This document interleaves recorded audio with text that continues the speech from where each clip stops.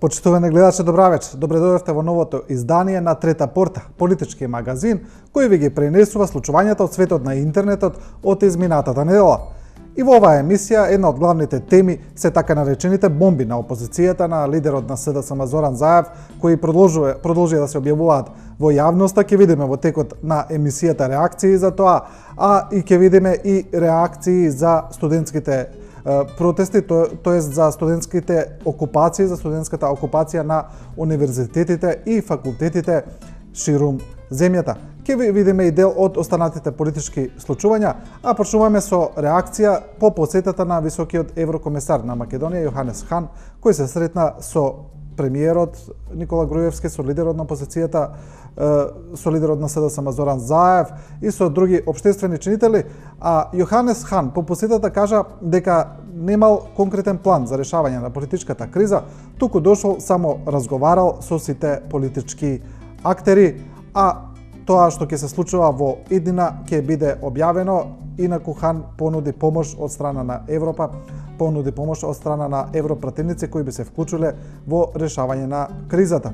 За ова се уште нема конкретни одговори дали ќе биде прифатено, дали не, а одиме со еден пост на новинарка по посетата на Хан. Се работи за Милка Смилевска, новинарка на Ал Джазира во Македонија, која пишува: Хан го чека премиерот на ручек повеќе од 20 минути.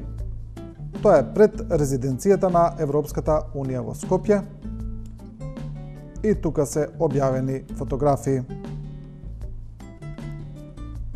Значи, ова е продолжување на праксата која постои со години, а тоа е дека премиерот секогаш доцни на речиси сите официјални средби, пресконференции и настани. Значи, тоа е нешто што не се менува, па еве и со така висок представник на Европската Унија.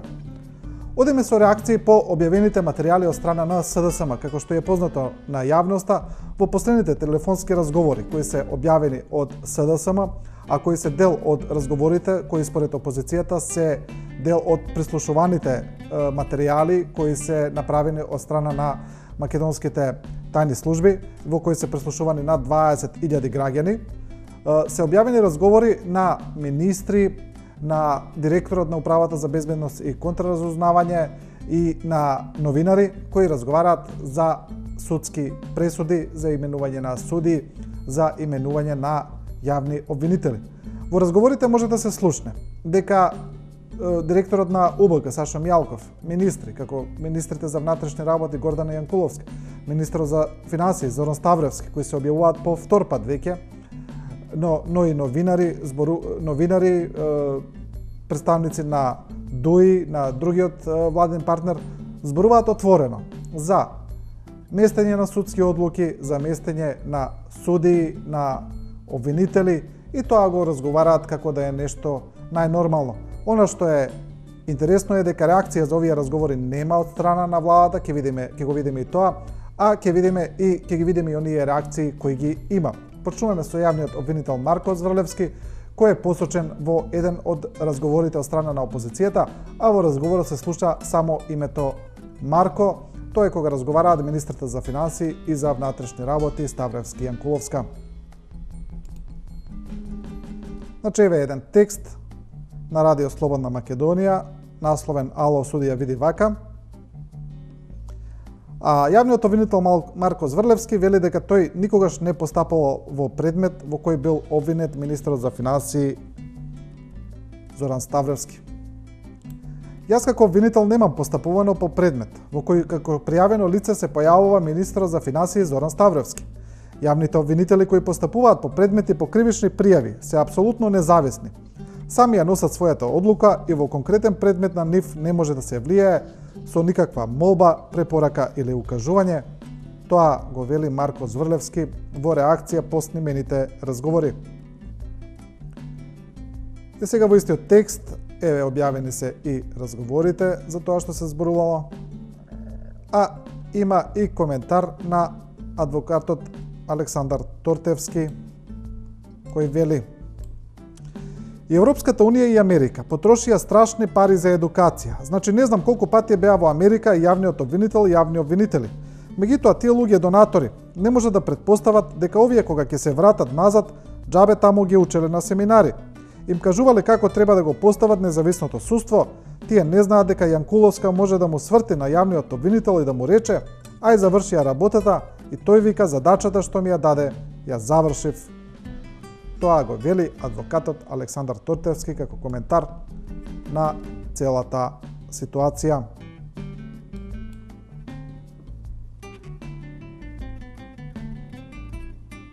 А посочените министри, јавни функционери, значи министрите за финансии, за внатрешни работи, директорот на ОБК, како и премиерот Груевски, немаат никаква реакција по објавените разговори. Се што кажа премиерот е дека тој се што имал да каже, ќе каже во судската постапка, а најави и наскоро реакција. Па еве еден дел од реакциите на премиерот, значи насловот е: Груевски наскоро ќе се произнесе околу бомбите на Заев. Груевски по денешните разговори со српскиот колега Вучик рече дека останува на кажаното на пресконференцијата пред 2 недели, но најави дека во следниот период ќе се произнесе подетално.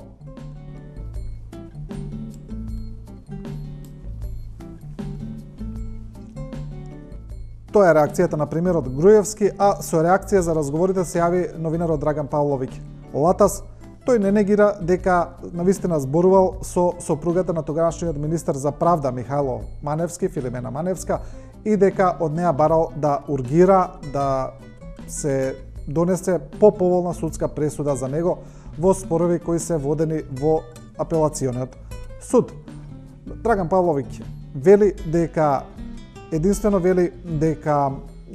тие пресуди против него биле донесени против него, дека имале 3 пресуди и сите биле насочени против него, а вели и дека судиката која ги носела пресудите била блиска до СДСМ.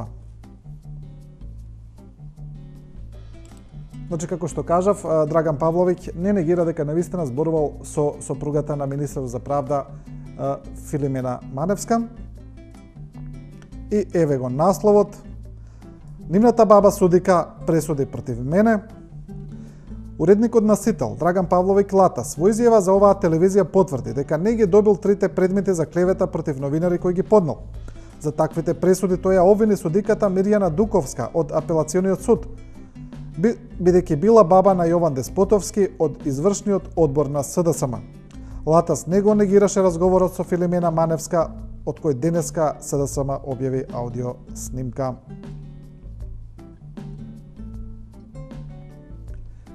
И се разбира по објавените разговори, освен оние сериозни реакции, ги има и оние хумористичните или оние кои за некого се хумористични, за некои можеби не се, а најмногу се однесуваат на разговорите меѓу министерот за финансии Зоран Ставлевски и министерката за внатрешни работи Гордана Јанкуловска, значи и по оној прв разговор во кој тие зборуваат за разни теми, во кои аналитичарите не препознаат особено некои коруптивни елементи, но во кои има навреда за некои нивни колеги пратеници, за некои нивни сопартици, а во еден момент и министерот за финансии изразува една навреда за еден цел регион во Македонија, значи за Стромичкиот регион, кога тие жители, кога нивната колешка ја нарекува со едно поградно име кое се однесува на Стромичкиот регион. Ке видиме дел од оние реакции кои, како што кажав, треба да бидат хумористични за дел од публиката. Еве Ивор Мицковски, новинар и колумнист, пишува: Зоки, шо преш? Ке ми дадеш клуч од стан во Вашингтон? Гоца. Значи, ова доаѓа и по патот на министерката за внатрешни во САД на службена посета, во службена насока. И еве ќе видиме еден коментар. Зоки, ајде аце, изфорсирај малку, купи куќа, купи стан, купи и куќа, купи и стан. Значи, овие коментари од Facebook е секогаш тешко да се прочитаат, бидејќи се напишани така разговорно, напишани се на брзина, не се секогаш граматички точни, па мора малку да се смени за да се разбере што сака да се каже. А порталот Паника Б, на кој делови од популарната група К15 ги објавуваат своите материјали, сега направи ново видео за кое се однесува на разговорот помеѓу министерката Јанкуловска и министерот Ставревски. Тука е популарниот Миле Паника, верувам дека сите го знаете. Еве го видеото. Значи, пишува обожавателка се јави во техничка поддршка, така е насловено и еве да го видиме видеото. Кунале. Абе, овие сите го снимале, бе. Боже, мија техничка поддршка тука се снимаа све ова. Ова све го местиле, бе, и суди све, бе, хеј. Ало, техничка поддршка, оператор Зоран, овој разговор се снима, повелите.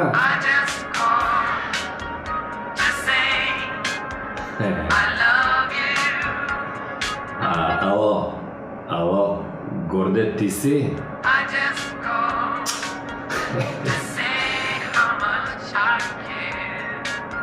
Ало, мислим дека сте го грешиле бројот, госпоđо. Овде е Зоки, ама мислам дека не е овој Зоки што го требаш. Хеј. Кај отиде веко, веј? Куноне, не. Значи тоа се популарните К15 за кои е навистина разочарување што веќе не може да се гледаат на некои од македонските телевизии, како што и самите кажаа, тие веќе не можат тоа да го прават поради цензурата, бидејќи нивната програма била укината и сега нивните видеа, нивните нови материјали мораат да ги објавуваат исклучиво на интернет, па таму може и да ги види публиката. Продолжуваме со реакциите по објавените материјали. Имено во јавноста се јавија неколку реакции кои се однесуваат на еден непосакуван тек на настаните кои може да се случат по објавените афери. Имено дел од општествените чинители предупредуваат дека после доколку продолжи вакво едно поларизирање на општеството, ваква една поделба, дека може да се случи и најстрашното, а тоа е вооружен конфликт во државата. Ке видиме првин што сака да каже актерот Сашо Тасевски.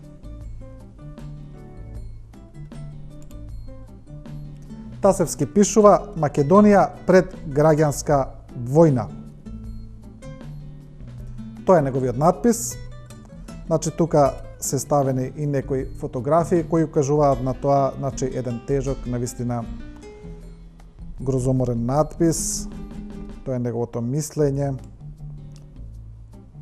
И Тасевски вели: кога веќе преродбениците ја загубија војната со сегашноста и особено кога го загубија својот образ по двата скандали кои ги обзнани опозицијата во форма на тајни аудио снимки на кои режимот на Груевски преслушувал на 20.000 граѓани и директно се мешал во менувањето и донесувањето на судски одлуки, нивната омраза кон се што е слободно мислечко и демократско ги принуди да прибегнат кон се поголемо насилство, што вклучува широк диапазон на методи за водење на специјална војна против дел од сопствениот народ, кој што го етикетираа како внатрешен непријател кој работи за странски тајни служби.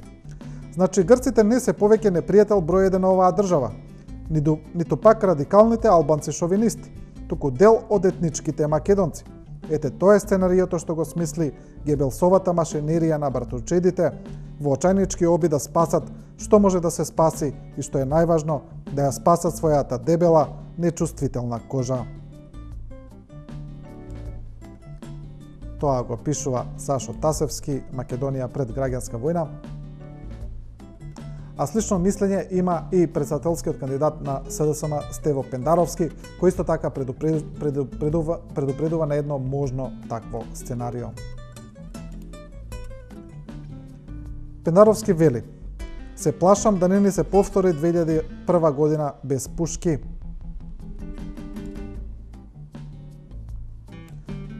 Случувањето во парламентот на 24 декември беше минијатура во споредба со недемократските практики на власта што ќе ги обелодениме.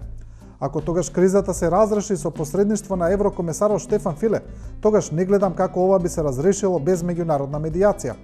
Се плашам дека мора да дојдат ако не сакаме да ни се случи 2001 без пушки, да ја загубиме државата сите. Ако власта оди до крај, може да го судри народот меѓу себе, дали преку религиски момент или на партиска основа, вели Пендаровски.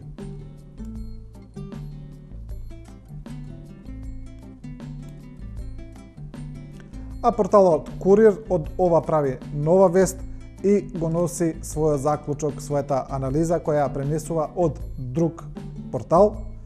И еве го насловот Пендаровски. Или ние на власт, или граѓанска војна. Акцијата на СДСМ со објавување селектирани и од никого не потврдени телефонски разговори за чија вистинитост никој досега не понуди доказ, сепак за крајна цел има создавање тежок етнички и граѓански конфликт меѓу македонските граѓани, кој за крајна цел би имал насилно преземање власт од страна на СДСМ без нивна победа на избори, анализира порталот Медија МК. Значи, тоа е анализата на Курир, кој го пренесува порталот Медија МК. А по објавените разговори во кои се слушаат навистина вознемирувачки материјали, навистина вознемирувачки наводи за мешањето на извршната власт во судството, има порталот Нова направи една анализа која вели како судскиот совет стана монструм, а не независно тело.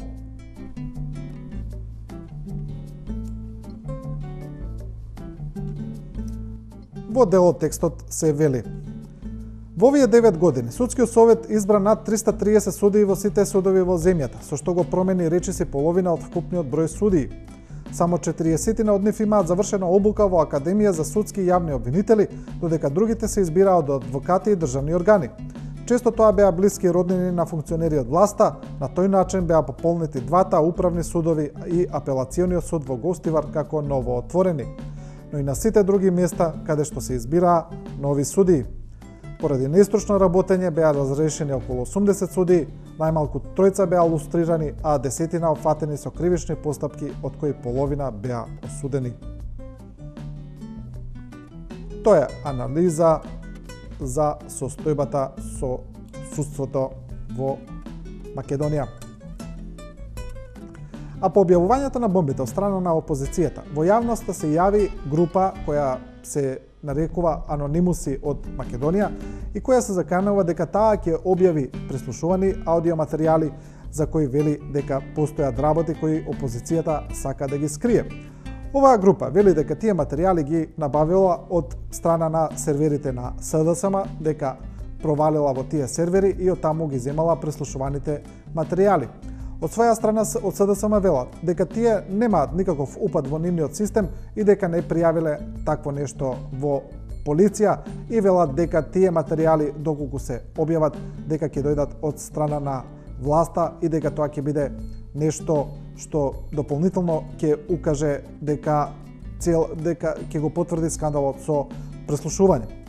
А неделникот Фокус објави своја приказна во која вели дека еден од оние кои работат над објавување на тие така наречени контрабомби им се јавил во редакцијата и ја кажал својата приказна.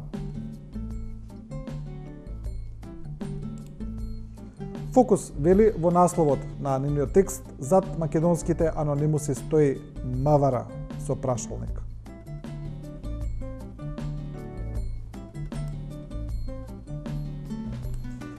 Од загрижен член на групата Македонски анонимуси, кои денеска се огласија со спот и најава дека ги хакирале компјутерите на СДСМ и наводно дошле до материјали кои Зоран Заев имал намера да ги сокрие во аферата со преслушувањето, до редакцијата на Фокус дојде укажување со кое се посочува кон злоупотреба на вработени од МВР.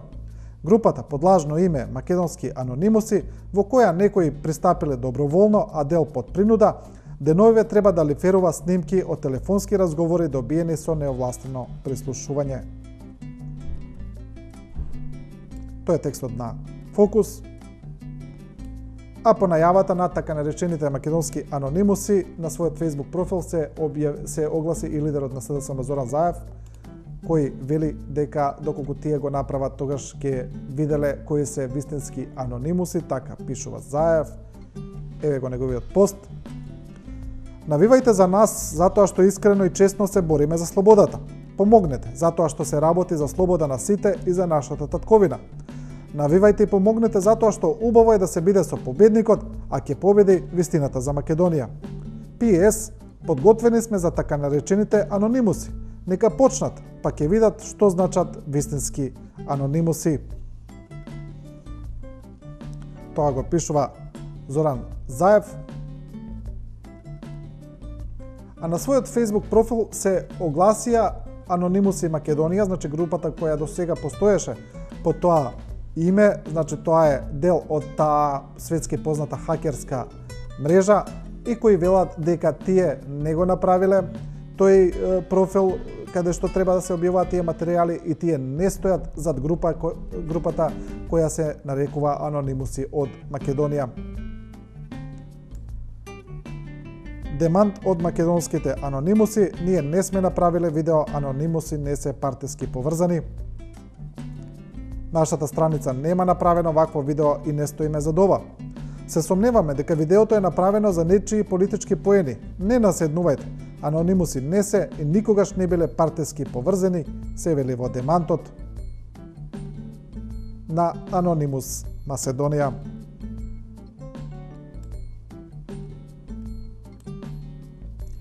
Никола Наумовски, граѓански активист, исто пишува за ова, вели анонимусите, според упатениот непотпишан новинар на Канал 5, ќе споделувале снимки од оговарања меѓу социјалдемократите и на тој начин планираат да ги хушкаат едни против други.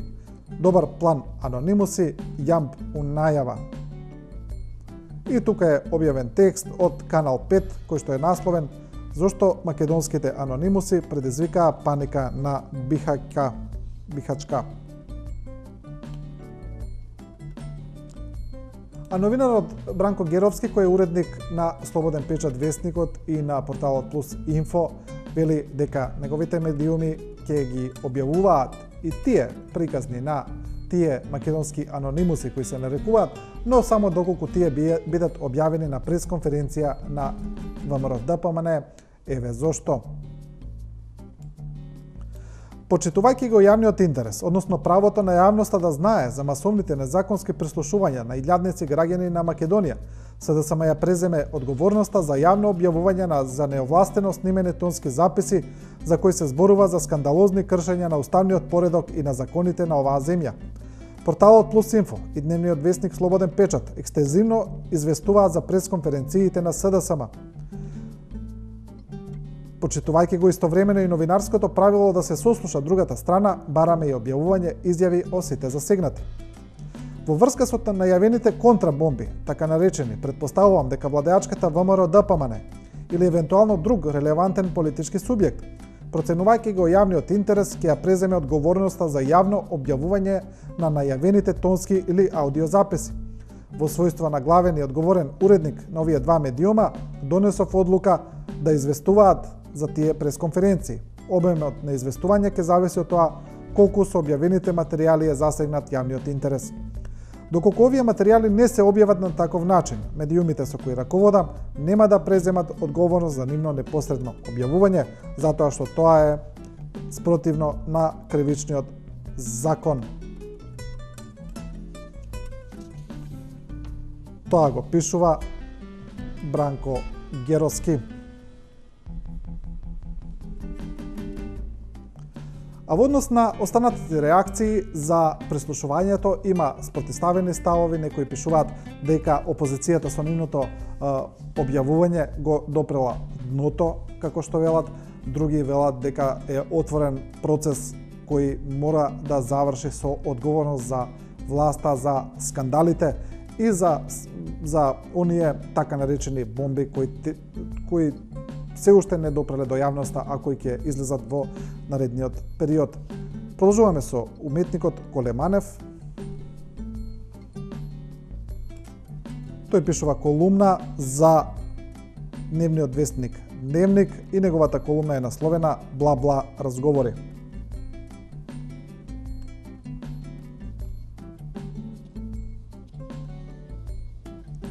Еве ќе видиме тука еден дел од текстот.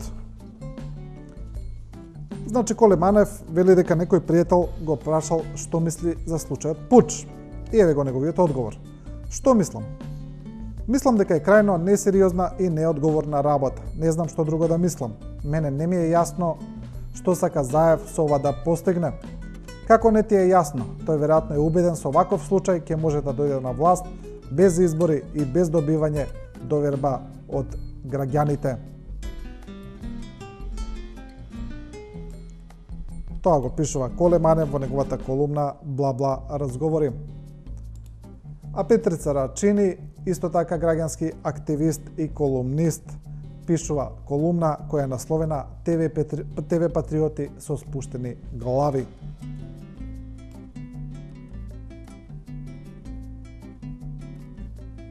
Значи, тоа е исто така голема колумна која зборува за сите овие состојби, а еве еден дел. Го слушнам на телевизија истакнатиот режисер и поранешен председател на Собранието Љубиша Георгиевски, како им објаснува на собраните дека историјата се повторува, демек еднаш како трагедија, друг пат како фарса, каква себе деградација, каква фројдовска грешка, да ги обвиниш другите за она што ти во моментот го правиш. Секако не треба да се плашиме од овој ефтин театар, го знаеме и капацитетот, а богами и храброста на многумина од овие што ни дефилираат на екраните. Тоа го пишува Петрица Рачини, ТВ Патриоти со спуштени глави. А професор Ѓове Кикеновски најави формирање на една група, на една, како што вели, фракција во владеачката ВМРО-ДПМН, која ќе се залага за постигнување на вистинските цели, на изворните цели на ВМРО-ДПМН, а во која ќе членуваат некои членови на партијата кои биле таму од самите почетоци. Кикеновски вели: вистинските ВМРО-овци против трагачите по фотели и функции што ја окупираа државата.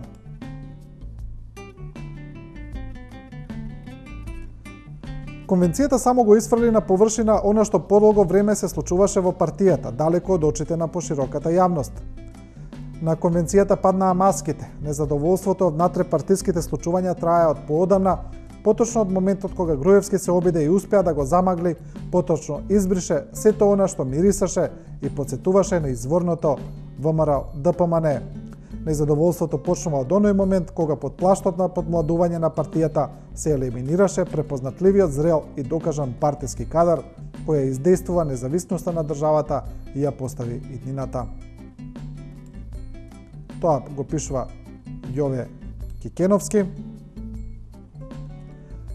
А има и една вест која ја израдува медиумската јавност, значи новинарите, најверојатно и дел од пошироката јавност, а тоа е дека апелациониот суд ја одби жалбата на јавното обвинителство по пресудата на новинарот Томислав Кижаровски, што значи дека Томислав Кижаровски ќе остане на слобода, нема да треба да се врати во затвор. И еве еден од текстовите објавен: Кежо ја прослави слободата со шише шампањ.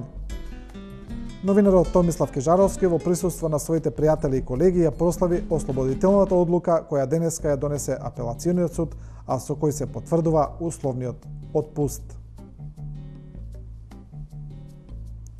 Тоа е тој текст.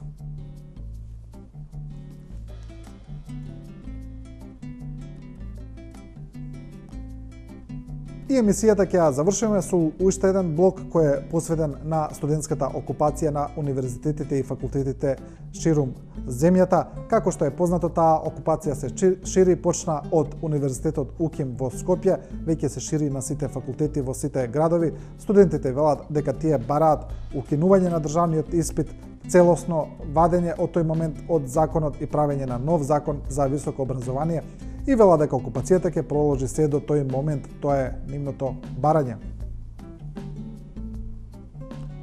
Поддршка за студентите доаѓа од сите страни, доаѓа од светот, доаѓа од многу познати личности. Како што е познато, студентите беа изненадени кога таква поддршка дојде од светски познатиот музичар Ману Чао. Еве сега со поддршка се јави и актерот Кирил Поп Христов, кој пишува од далеку, тоа е во Латинска Америка, од таму постира, кој вели пленумци одете до крај, а поддршка дојде и од светски познатиот режисер, македонскиот режисер Милчо Манчевски, кој вели поздрав пленумци и има ставено еден надпис кај што е прешкртана 1984, значи познатата книга на Орвел, во кој се негира слободата и демократијата. Еве ќе видиме други постови тука на студентски пленум.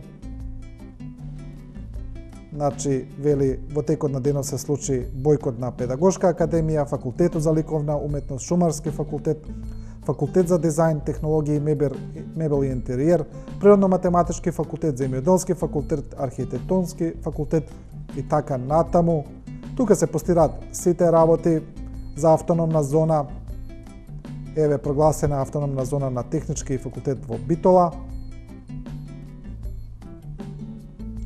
Еве слика од Архитектонскиот факултет. Значи таму се држат тие алтернативни предавања. Еве уште една фотографија. Еве поддршка од нашите колеги од Приштина, упатија писмо со изрази на поддршка за акцијата на студентски пленум. Упатуваме благодарност до нив, ќе победиме, пишува. Еве една свирка на факултет, акустична свирка со Владимир Мартиновски. Еве поддршка и од студентите од Универзитетот Гоце Делчев во Штип. Еве една интересна ноќна, како што велат студентите, ноќна акција за чистење на факултетите, значи тие таму само не спијат, туку чистат, дезинфекцираат. Исто така, еве групата и тука е ставена фотографија од окупацијата на универзитетите, автономна зона, студентски пленум.